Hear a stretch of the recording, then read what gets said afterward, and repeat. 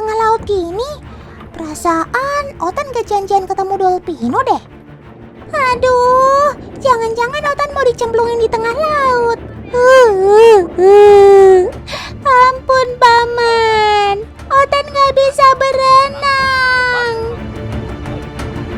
Tuh kan, si Paman sudah mulai pakai topeng dan selang-selangannya gitu. Pasti mau jahatin Otan nih. Lah kok malah nyemplung? Ternyata Otan cuma parno aja teman. Maafin Otan ya Paman, udah berburuk sangka duluan.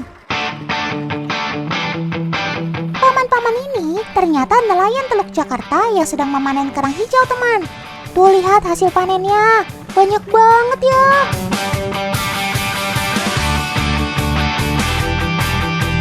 Nelayan di Teluk Jakarta ini membudidayakan kerang hijau dengan menggunakan bambu-bambu.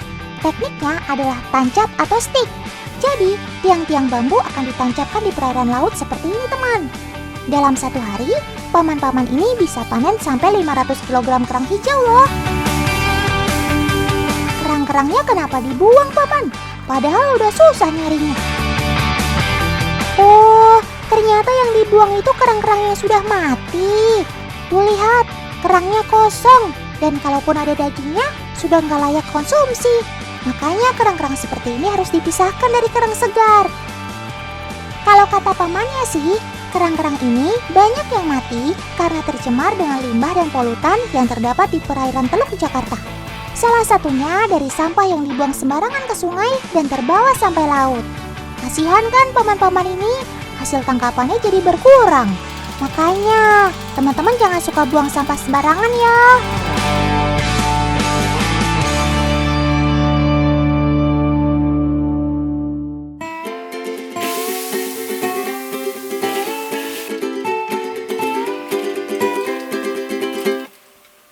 Kerang hijau memang menjadi menu favorit bagi para penggemar seafood.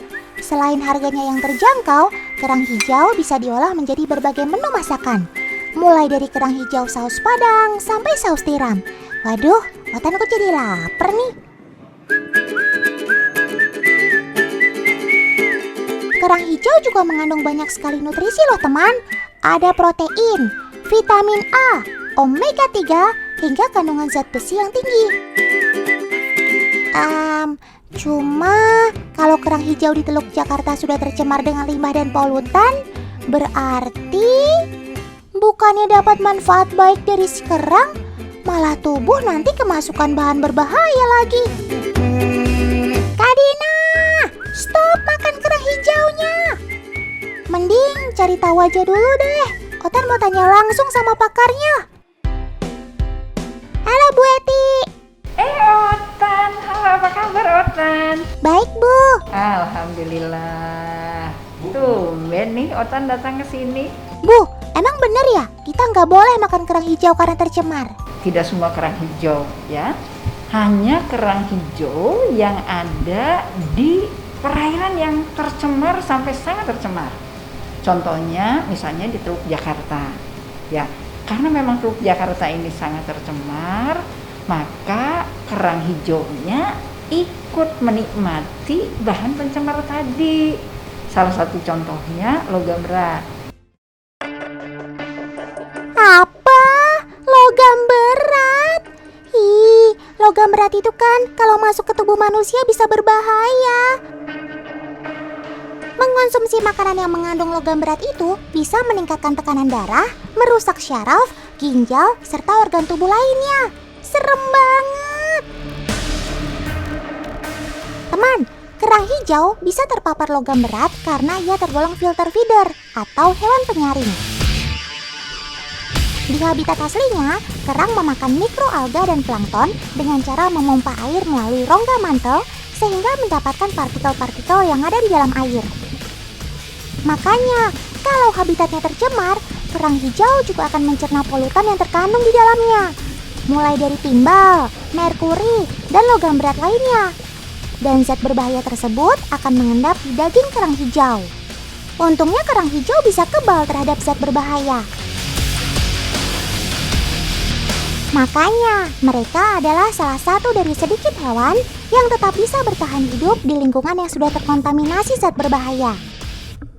Ini sih namanya untung di kamu, apes di manusia yang makan, Sob.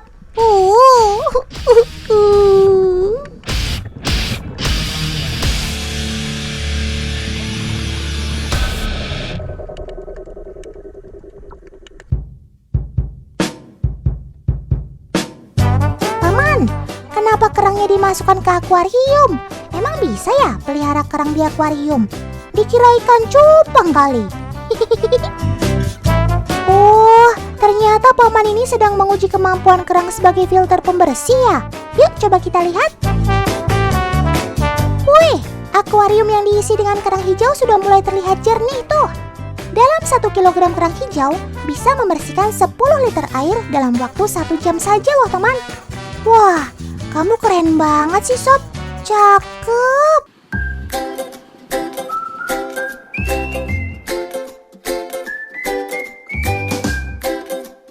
Pada tahun 2018 lalu, tim konservasi Ancol menaruh 1.600 kg kerang hijau di sekitaran pantai.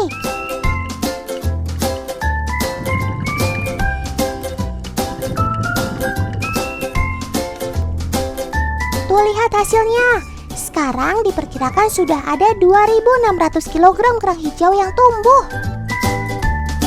Dasar laut juga semakin jernih dan mulai dihuni biota laut lain seperti kepiting dan ikan. Wah, mantap banget nih. Algenotan kenapa ditutup matanya gini? Jangan-jangan lagi diculik. Tenang Kak Dina, Otan pasti bebasin. Loh. Tunggu. Masa diculik kok disediain makan ya? Wah, mana enak banget lagi makanannya. Otan bercanda. Kak Dina lagi Otan kasih challenge nih. Kira-kira bisa nggak ya Kak Dina bedain mana kerang yang asli dan mana kerang nabati alias kerang vegetarian? Ayo Kak, boleh dicobain dulu kok. Asal jangan banyak-banyak ya. Kalau banyak namanya mukbang. Nah, cobain yang di piring satunya.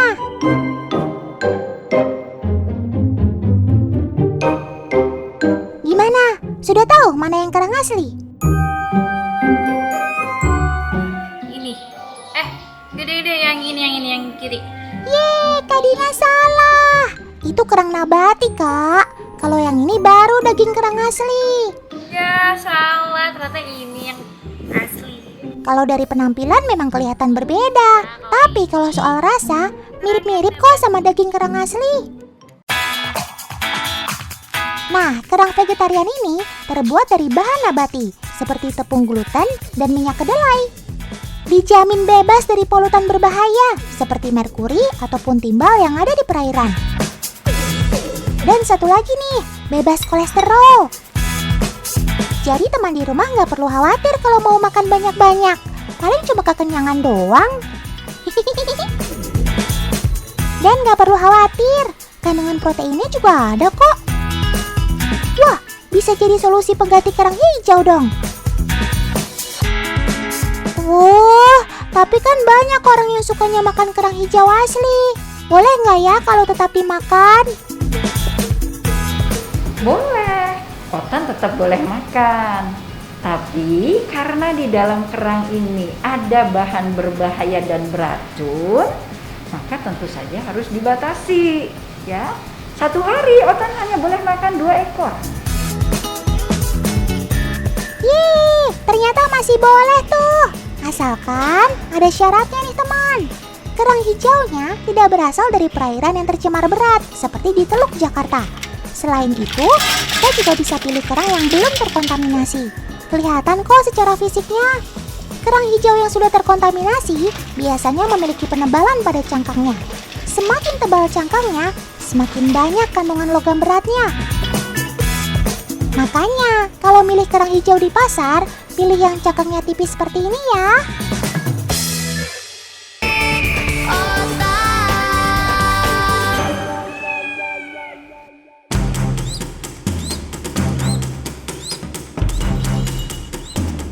Ini sobat otan yang namanya crested goshawk atau disebut juga alap-alap jambul.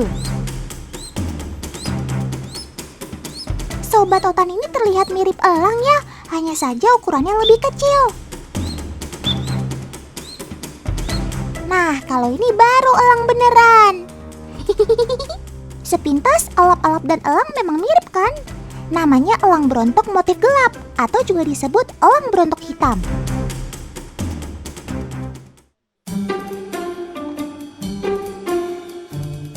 Kalau ngomongin elang berontok, biasanya yang kebayang adalah si elang berontok motif terang atau changeable hawk eagle light morph. Yang membedakan keduanya hanya corak tubuhnya saja kok. Walau tampilan alap-alap dan elang ini mirip, tapi mereka berasal dari dua keluarga yang berbeda. Alap-alap berasal dari ordo Falconiformes atau burung pemangsa, sedangkan elang berasal dari ordo Accipitriformes yang artinya burung besar pemangsa. Kedua hewan ini punya habitat yang sama, yaitu hutan heterogen di dataran rendah.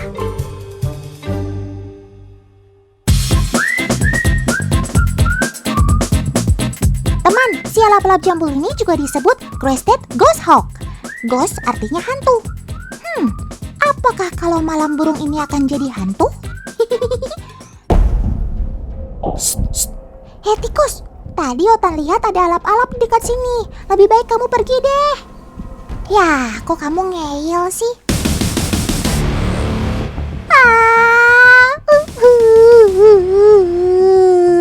Baru juga dibilang. Pasti tadi kamu nggak dengar deh kalau ada suara alap-alap mendekat. Makanya kamu tertangkap. Alap-alap adalah karnivor alias pemakan daging. Walaupun merupakan hewan liar, tapi alap-alap disukai oleh petani karena memakan hama seperti tikus. Teman-teman di rumah, ada cara mudah nih untuk membedakan burung pemangsa, burung petengger, dan burung perenang. Kita bisa melihat dari bentuk cakarnya. Bentuk cakar hewan pemangsa terlihat kokoh dengan cakar yang tajam. Jari-jarinya pendek, tapi kukunya tajam dan melengkung ke bawah. Fungsinya supaya lawannya tidak kabur ketika sudah dicengkram. Kalau burung petengger, dua jarinya berada ke depan dan dua lagi ke belakang. Dengan begini, burung akan mudah mencengkram dahan untuk bertengger. Kalau burung berenang memiliki selaput di setiap sela jarinya.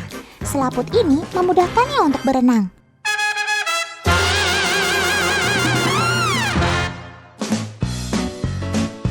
Ada bajing. Hei bajing, kamu lagi cari makan ya? Jangan mencuri kelapa milik warga lagi ya. Waduh, sepertinya pergerakan bajing terlihat nih. Bajing, awas! Tidak! Bajing langsung dicengkram oleh cakar elang yang kuat.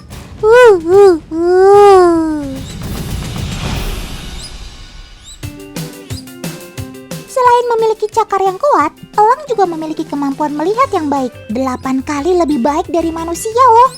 Pantas saja, meski posisi bajingnya jauh, mata elang sudah bisa mendeteksi keberadaannya. Cakep! Kedua burung yang aktif di siang hari ini punya satu kesamaan, yaitu jago mencari mangsanya di dalam hutan. Manuvernya keren banget. Ia bisa mengkondisikan sayapnya agar tidak menabrak apapun. Namanya juga hidup di hutan, pasti ada banyak pohon yang bisa menghalangi saat mencari makan. Tapi pergerakan dan keseimbangannya saat terbang rapi banget sob, anti nyerempet, keren.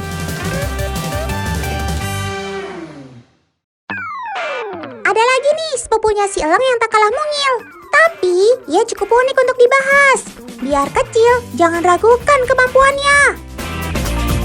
Hadirin sekalian, ini dia alap-alap capung.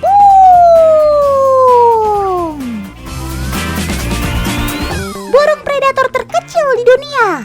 Panjang badannya cuma 15 cm teman.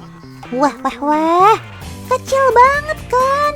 Kalau dibandingkan sama ukuran tangan orang dewasa, kurang lebih seperti ini. Nggak lebih besar dari kepalan tangan kan? Cimit banget ya. Pantesan kamu dinamai capung, Sob. Kecil banget soalnya.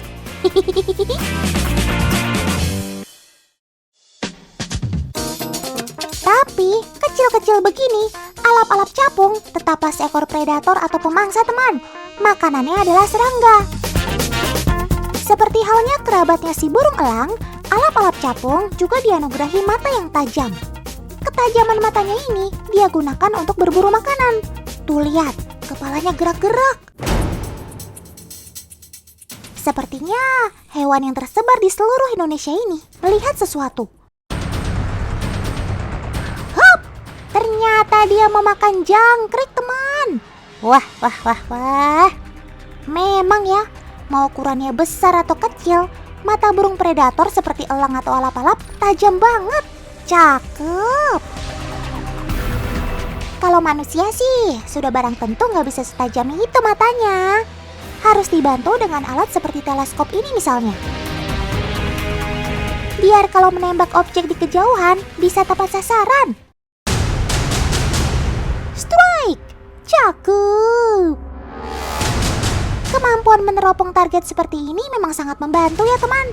Selama jarak objek masih dalam jangkauan senapan, target sekecil apapun sanggup untuk dibidik.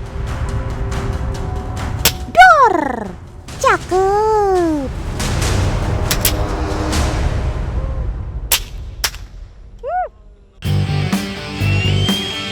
Ngomong-ngomong soal hewan liar, kalian pasti sudah tahu kan kalau burung elang termasuk dalam hewan yang dilindungi? Bukan, Otan bukan mau membahas soal elang Jawa ini. Yang mau Otan bahas adalah elang yang menurut Otan elang terunik di dunia. Ada yang tahu elang jenis apa dan di mana keunikannya?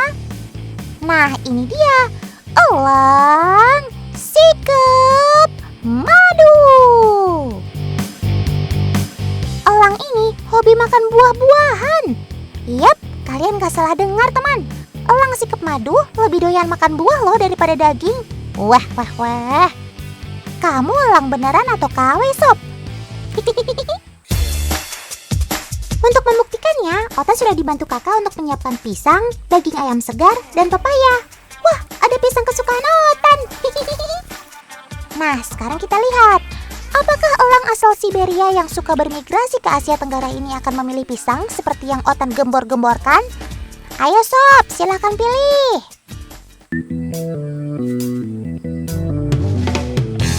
Elang sikep madunya memilih pepaya, teman. Dasar kamu elang vegetarian. Pepaya pun kamu sikat, Sob.